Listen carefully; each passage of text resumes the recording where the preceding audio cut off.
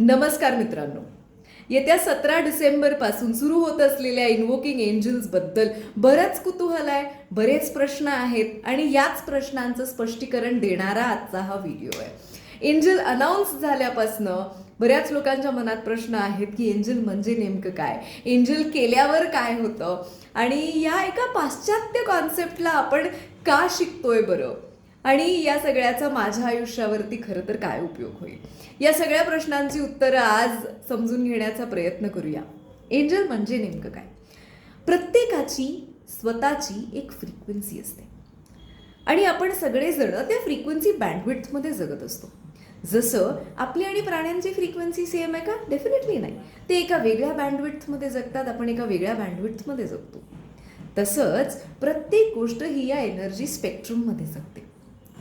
मनुष्यामध्ये पण वेगवेगळ्या स्तरावरती energetically function करणारे आपण सगळे आहोत, कारण आपल्या सगळ्यांची जगण्याची, समजून घेण्याची, फंक्शन करण्याची एनर्जीच वेगळी आहे.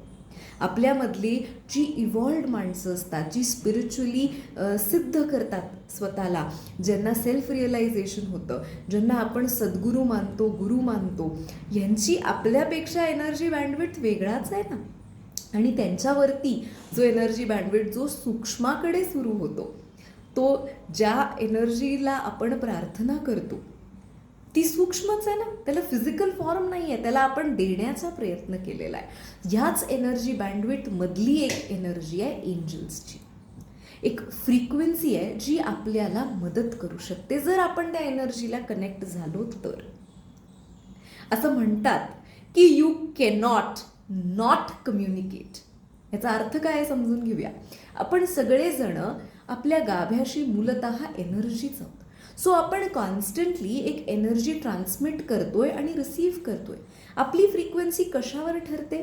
आपल्या आतमध्ये चालू असलेल्या विचारांवरती, आपल्यामध्ये चालू असलेल्या आपल्या इमोशनल कंडिशनिंग्सवरती, आपल्या बिलीफ सिस्टम्सवरती. सो आपण पॉझिटिव्ह एनर्जीशी ट्यून करतो का निगेटिव्ह एनर्जीशी ट्यून करतो, हे आपल्या त्या फ्रिक्वेन्सीवरती अवलंबून आहे.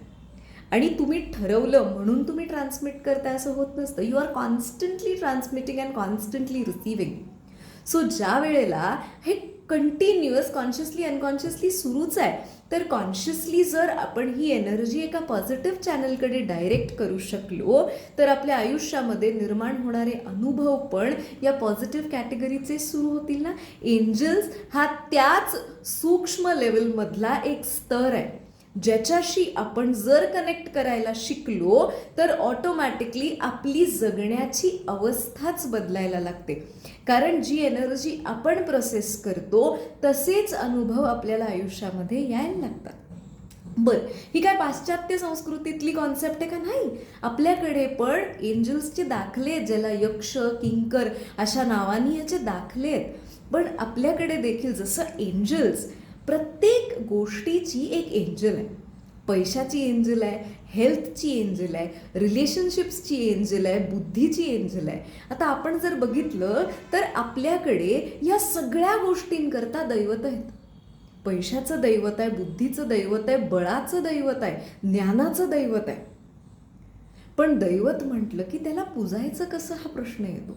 त्याच्यापर्यंत पोचायचं कसं? त्याला इतकी कर्मकांड आहेत की आपण कुठे चुकतोय का, काही उलटं तर होत नाही आहे ना, ही सतत भीती असते. बरं, या सगळ्याचं एक व्यवस्थित स्पष्टीकरण देणारं पण आपल्याकडे काही एजन्सी नाही आहे.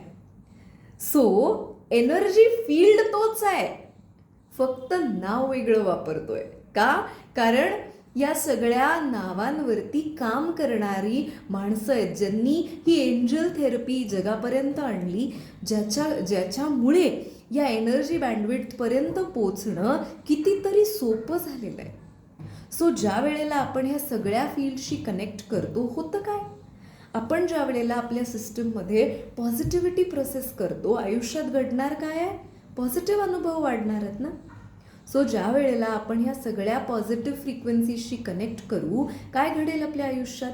पैशाचे प्रॉब्लेम सुटायची शक्यता निर्माण होईल. रिलेशनशिप्सच्या स्तरावरती जे अडथळे झाले असतील ते रिलीज व्हायला मदत होईल. तुमचं वेलबिईंग वाढेल. हेल्थ रिलेटेड जी काही हेल्प आपल्याला हवी आहे, जी स्ट्रेंथ हवी आहे, ही स्ट्रेंथ क्रिएट व्हायला सुरुवात होईल. बरेच जण विचारतात की एंजल दरवर्षी ह्याच वेळेला का असतो. नॉर्मली एंजल शेड्यूल केला जातो सप्तचक्र झाल्यानंतर. कशासाठी? तर प्रत्येक चक्राची पण एक एंजल आहे. सो ज्या वेळेला आपण सप्तचक्र क्लेन्झिंग ऑलरेडी केलेलं आहे आणि मग आपण इन्व्होकिंग एंजल्सकडे जातो, ऑटोमॅटिकली आपण त्याच स्पेक्ट्रममधल्या आणखीन एका फायनर डायमेन्शनकडे ट्यून करण्याचा प्रयत्न करतो. It's a miraculous journey. It helps you to tune in to that spectrum, ज्याच्याशी कशी मदत मागायची हेच आपल्याला आजपर्यंत कधी माहिती नव्हतं. सो एंजल हा एक आयुष्याला एक वेगळ्या स्तरावरती नेणारा असा प्रवास आहे.